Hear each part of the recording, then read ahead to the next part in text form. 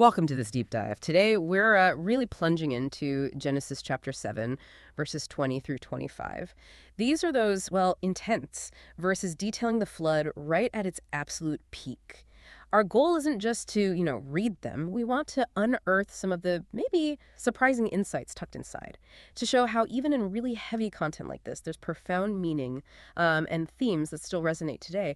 We're asking, how do these verses describing such, well, overwhelming destruction also somehow lay the groundwork for a message of hope, of new beginnings? Let's try and unearth those connections. Okay, so let's unpack this. We begin with verse 20. It paints this almost unimaginable scene. The waters rose and covered the mountains to a depth of more than 15 cubits. Now, you might be thinking 15 cubits, like what's that in real terms? Well, it's about 22 feet above the highest mountains. I mean, try to imagine standing on, say, Mount Everest and then picturing another 22 feet of water above your head. It's staggering, almost impossible to grasp that scale. Yeah, it really is. And what's truly striking here, I think, isn't just the sheer volume of water, but the emphasis the text places on the totality of it all. This isn't just describing some, massive localized disaster. It's signifying a complete environmental reset.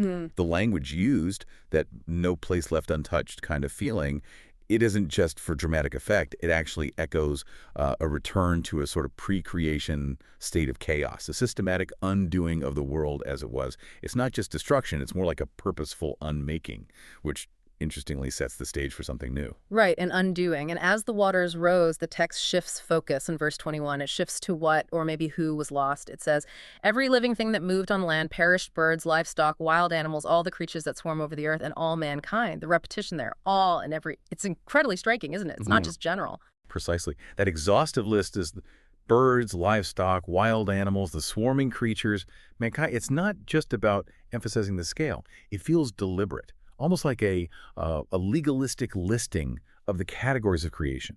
It really underscores that the consequences, the judgment, touched every single category of life God had made. It makes the judgment feel utterly tangible, absolute. It shows that no corner of the created order was unaffected. It reinforces the magnitude of what was being undone. And this idea of totality, of, well, everything perishing, it becomes even more poignant, I think, when we get to verse 22, because it connects directly back to the act of creation itself. Everything on dry land that had the breath of life in its nostrils died. That specific phrase, breath of life, it directly mirrors Genesis 2.7, right? Where God breathes life into Adam. So the very life God gave, he's now, it seems, withdrawing it. That is such a crucial detail. It's an almost perfect inverse parallel. It signifies a profound reversal of creation. What God once miraculously gave, he is now withdrawing. It really highlights that life isn't something inherent, maybe, but a gift that's continually sustained by God. And when that sustaining breath is withdrawn, it's not arbitrary.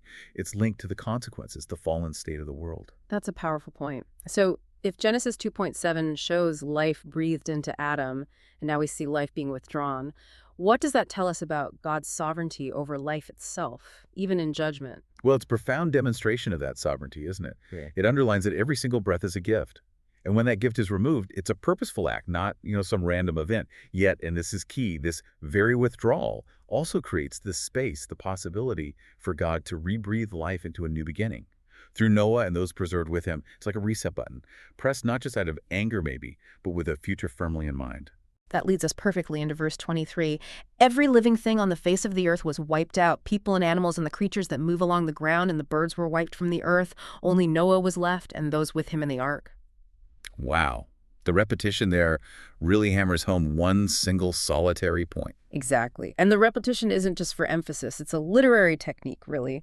It's designed to create this incredibly stark contrast. Outside the ark, only loss, only desolation, a world utterly wiped clean. But inside, there's life, there's preservation, there's the seed of future hope, this dual reality, absolute devastation set against singular divine protection. It's powerfully conveyed. It's almost like, the camera pans across this desolate, watery landscape and zooms right in on this one tiny vessel, the only point of light left. And that tiny vessel, it endured a lot. Which brings us to verse 24, giving us that crucial detail about time. The waters flooded the earth for 150 days. Just to put that in perspective, that's nearly half a year.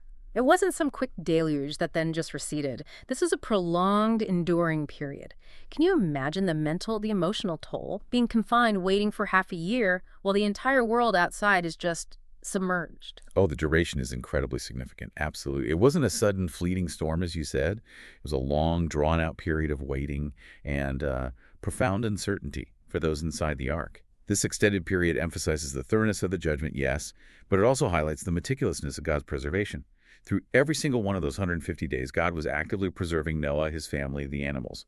This isn't just about survival. It's a powerful picture of God's sustained faithfulness, maintaining life even right in the midst of a world-altering judgment.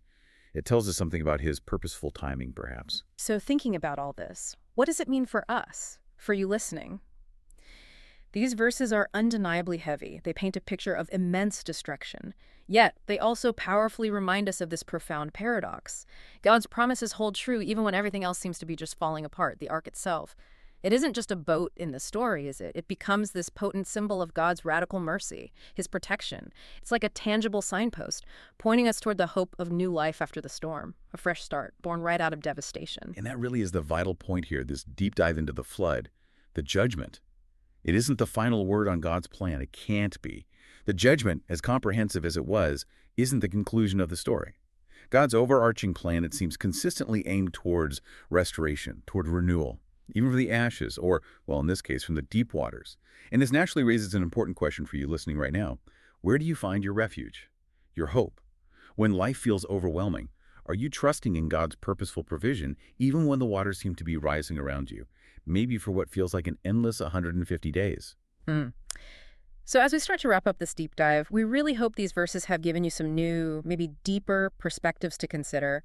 We want to leave you with just a few thoughts to reflect on this week. Yeah, maybe consider the stark reality of God's judgment shown here, but also at the same time, the meticulous, unwavering nature of his incredible mercy and preservation. Where do you see God actively providing a place of safety, a place of hope in your own life, especially when things feel overwhelming? And think about that endurance Noah showed. Through those 150 long days, how do you cultivate that kind of resilient hope during your own long seasons? Seasons of waiting, or maybe profound difficulty? What anchors you? And finally, perhaps reflect on the precise, almost surgical nature of both the destruction and the preservation we talked about. How does God's comprehensive action here challenge or maybe deepen your understanding of his faithfulness, Yeah. even in the hardest, most devastating times? And maybe ask yourself, how might you become a similar source of hope, a source of refuge for others around you, reflecting that divine preservation in your own actions? We would genuinely love to hear your thoughts on this. What insights did you gain from this deep dive into Genesis 7.2-25? How do you find hope in the middle of life's storms? What helps you trust promises when everything feels uncertain? And what questions do you still have about these powerful, complex verses? Please send us your thoughts and questions. We'd love to explore them further. Thank you for joining us on this deep dive. Keep exploring, keep questioning, and keep learning.